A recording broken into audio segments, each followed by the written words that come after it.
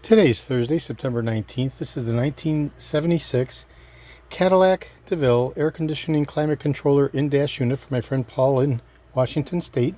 The unit has been completely disassembled, and this is video number 1 out of a 2-video set. And I have the complete bench layout of the individual components that have been treated and ready for reassembly once I lubricate. And adjacent, we have the air conditioning programmable controller, also for my friend Paul in Washington State.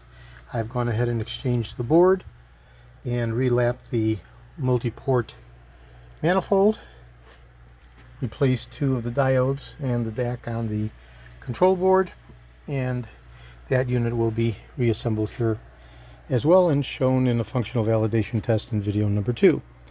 Okay, this is George in Florida. I have over 375,000 original vintage parts from 1959 through 1976, all the way through 78 for the Cadillac Eldorado.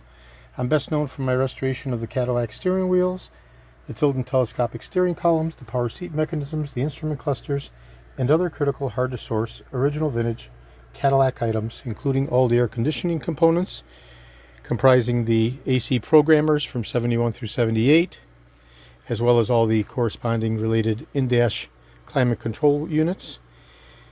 And in the earlier generations, the air conditioning power servo unit as opposed to the programmer from 70 all the way through 1962.